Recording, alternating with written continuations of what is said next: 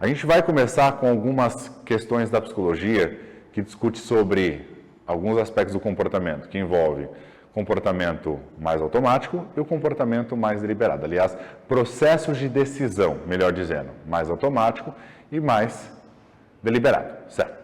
O que significa isso? A maior parte do tempo, obviamente, temos comportamentos que são habituais, que são automáticos. Mais 70%, 80% dos nossos comportamentos. Por quê? Justamente porque esse comportamento ele é necessário para que possamos realizar tarefas cotidianas das quais estamos acostumados e deixe, então, o processo de deliberação para situações mais complexas, certo? Então, o processo de automatização do comportamento, ele é um processo natural que vai ocorrer para qualquer comportamento que ele é repetido, reforçado e, portanto, desempenha a sua devida função. E na medida que você repete ele frequentemente, desenvolve a habilidade de conseguir executá-lo, automaticamente ele vai se tornando espontâneo, certo? Essa é a ideia do comportamento que a gente chama, que alguns autores chamam de sistema tipo 1, né? O Daniel Kahneman chama disso, sistema tipo 1, que é justamente sistema rápido, intuitivo, automático. É aquele que não exige uma deliberação prévia. Embora muitos desses comportamentos eles foram desenvolvidos por um processo deliberativo, ou seja, que é o sistema tipo 2, lento, analítico, deliberado. Então, hoje, para muitos que têm conhecimento sobre nutrição, sobre os aspectos nutricionais, as propriedades de diversos alimentos, sobre como funciona o manejo dietético, para muitos, para quem é profissional nutricionista, isso está muito bem, já é muito bem engatilhado, já está muito bem desenvolvido. Então, as coisas ocorrem de forma espontânea. Assim como também o ato de se alimentar, certo? No entanto, mesmo que se alimentar seja algo espontâneo devido a um processo de aprendizado, mas gerenciar as propostas da alimentação, gerenciar alguns aspectos da alimentação, acaba sendo algo custoso dependendo da forma que esse indivíduo tem que se observar e qual o objetivo que ele quer alcançar. Então, imagine que alguém está sem qualquer rotina com relação ao seu cotidiano, à sua vida, se alimenta de qualquer forma, e agora ele tem que começar a prestar atenção na maneira como ele se alimenta, tem que cuidar dos alimentos da qual ele ingere, justamente para conseguir melhorar a sua ingestão alimentar, em termos qualitativos e quantitativos, certo? Agora, o paciente que está acostumado a fazer 3 refeições por dia, comendo qualquer coisa que vem pela frente, vai se pegar em uma outra situação, onde tem que observar o que ele vai comer, talvez o horário que ele vai comer, como ele vai se planejar para comer, né? A forma como ele vai comer.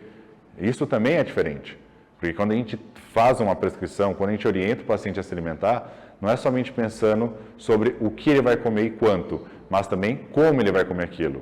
Fazendo várias coisas ao mesmo tempo, não prestando atenção, mastigando rápido, mastigando devagar. Então, são manejos que têm que ser trabalhados para a gente ajustar essa topografia do comportamento e, portanto, melhorar a função desse em relação ao objetivo que a gente tem como premissa, certo? Quando já vou explicar melhor o termo topografia, que é a forma e estrutura de um comportamento, e vai ficar mais claro. Então, por isso que esse processo inicial na mudança da alimentação, ele tende a ser um processo deliberativo, um processo que é exaustivo, esforço, cansativo. E, portanto, o paciente tem que executar um pouco dessa tarefa que envolve esse controle, essa observação, esse monitoramento. Perfeito? Só que aí você tem justamente esse contraponto, que é o comportamento que é habitual, que é mais fácil, que obtém consequências prazerosas e imediatas, e aquele comportamento mais deliberado, que ele não é habitual, que ele é um pouco mais esforço, que ele depende um pouco mais de estratégias que o indivíduo tem que se planejar, tem que pensar, tem que elaborar, e, portanto, isso tem um custo de energia um pouco maior e é um pouco mais desgastante. Perfeito? E aqui, alguns autores que pontuaram esse sistema, e é interessante porque a gente consegue entender mais ou menos de como as coisas funcionam em determinados cenários. Esse é o Daniel Kahneman, o cara ganhou o Nobel de Economia em 2002, e ele chamou esse sistema rápido e devagar, inclusive tem um livro dele muito legal, que é justamente esse nome, rápido e devagar, que é o sistema 1, sistema automático, e sistema 2, que é o sistema deliberativo. Perfeito? E essa é a proposta que ele trouxe com base no comportamento humano. Claro, a gente faz essa dissociação para entender como funciona esse complexo, mas eles estão juntos, tá? Então, em determinados momentos, você está fazendo o automático e o deliberado junto para tarefas distintas, ou para uma mesma tarefa, perfeito? Então, esse é o ponto importante, que o sistema automático, ele está em maior abrangência dos nossos comportamentos habituais e usuais, e ao mesmo tempo, ele é menos custoso, ele exige menos esforço, exige menos observação. Já o deliberado é um pouco mais lento, depende do processo de consciência, aquele processo de percepção daquilo que se faz, daquilo de como age. Então, é um pouquinho mais complexo. E ele também é limitado. Por que ele é limitado? Justamente porque depende de recursos cognitivos que são energéticos e isso, obviamente, vai ter um certo limite diante desses recursos. Porque a gente não só se alimenta durante o dia, a gente não só se preocupa com a alimentação durante o dia, tem outras coisas também que nos preocupamos. A gente vai entender o papel das emoções nesse cenário, certo? Não dá para falar que emoções é sistema 1 e cognição sistema 2, não. É entender que faz parte de um complexo bastante entrelaçado que pode influenciar esses dois cenários a depender da emoção, da sua intensidade, magnitude, latência e tempo, e como isso, obviamente, vai influenciar no comportamento do sujeito e no processo decisório do sujeito. Perfeito?